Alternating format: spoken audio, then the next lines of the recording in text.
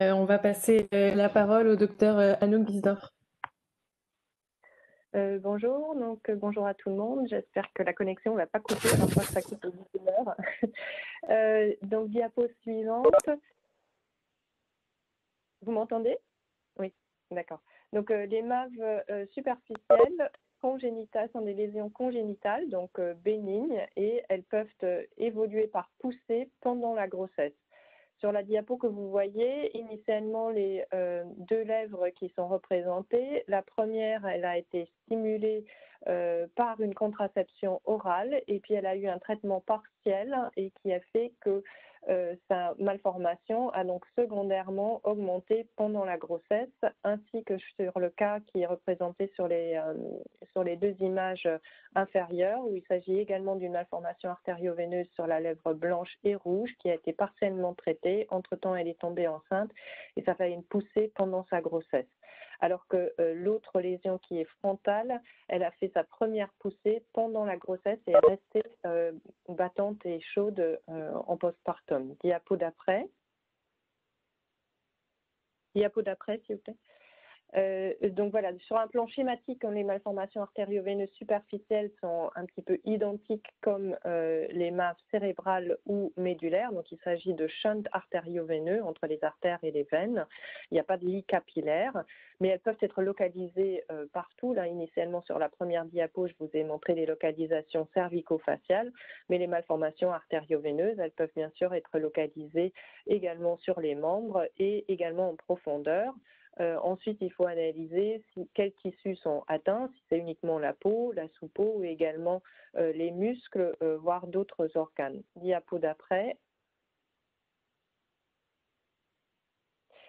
Donc là, sur cette diapositive, vous voyez une jeune fille qui initialement a fait sa première poussée pendant la puberté. Donc comme je vous ai dit initialement, ça reste des malformations extrêmement hormono-sensibles. Donc on avait décidé pendant la puberté de la traiter par embolisation et par chirurgie. Sur les contrôles itératifs ensuite Doppler et en artériographie, on a vu qu'il restait un minime reliquat, mais qu'il n'y avait pas d'indication à la traiter. Et donc cette jeune femme, elle a fait, malgré le petit reliquat, trois grossesses sans qu'il y a eu de poussée pendant ni après ces grossesses qu'elle a donc pu mener à bien. Diapositive d'après. Donc, toute malformation artério-veineuse superficielle peut potentiellement passer par ces 4 stades qu'on a décrits. C'est les stades de Schobinger, M. Schobinger qui avait décrit ces stades, qui sont des stades cliniques. Le stade 1, on dit que c'est le stade de la dormance. Et puis ensuite, on peut passer éventuellement, potentiellement dans sa vie, au stade 2, 3 ou 4. Le 4 reste un stade extrêmement rare.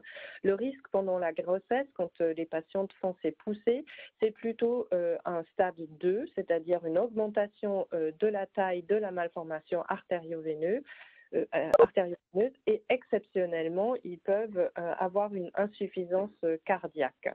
Alors, on sait que ces patientes peuvent faire des poussées et que dans un quart des cas environ, ces poussées, elles ne sont pas régressives après la grossesse. Pour les autres, elles régressent spontanément sans qu'on fasse un traitement invasif, que ce soit par chirurgie ou par radiologie interventionnelle. Alors, ceci est basé plutôt sur une expérience clinique, car on n'a pas fait de vraies études sur la grossesse jusqu'à présent. Mais voilà, globalement, c'est stade 2 ou 3 et éventuellement une décompensation qui est le stade 4. Diapositive d'après. Alors, on sait la plupart des malformations artério-veineuses sont des malformations artério-veineuses sporadiques. On a quand même toutefois découvert les dernières années qu'il y a ces associations qui s'appellent les CM-AVM1 et 2, qui sont donc dépendants des gènes RASA1 et SB4 et chez ces patientes, on peut avoir dans une minorité de cas des MAV intracrâniennes ou des MAV spinales qui peuvent être associées.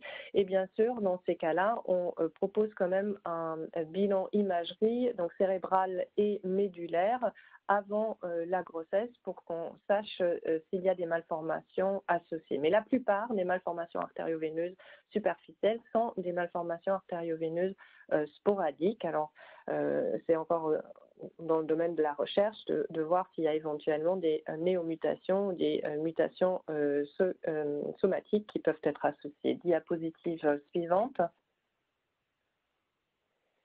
Donc, qu'est-ce qu'il faut retenir pendant une grossesse dans une malformation artério-veineuse? Il faut savoir que certaines de ces patientes, on les met sous bêta-bloquants. Et donc, ces bêta-bloquants, il faut les arrêter. En tout cas, nous, on conseille de les arrêter pendant la conception. Les malformations artério-veineuses ne présentent pas de troubles de coagulation, contrairement à ce qu'on peut voir dans d'autres malformations veineuses, pour lesquelles souvent on nous pose la question si oui ou non on peut faire une anesthésie par péridurale. Dans une malformation artério-veineuse, ceci est autorisé, ainsi que l'accouchement par voie basse. Donc le seul risque, c'est vraiment en fait, l'augmentation de la taille et la non-régressivité éventuelle de cette malformation artério-veineuse pendant la grossesse. Donc exceptionnellement, on a vu chez des patients une aggravation clinique avec des douleurs et une impotence fonctionnelle qui a nécessité un accouchement en urgence et un traitement en urgence. Mais globalement, on surveille ces patients et ces patientes par Doppler et on les revoit après l'allaitement à distance en consultation. Donc c'est vraiment important de rassurer ces patients et puis de leur dire que même si c'est des atteintes superficielles, il n'y a pas de risque de saignement parce qu'ils nous posent toujours la question d'une explosion, entre guillemets, de ces vaisseaux qui peuvent être superficiels et relativement impressionnants. Donc ça, c'est vraiment très important. Diapo suivante.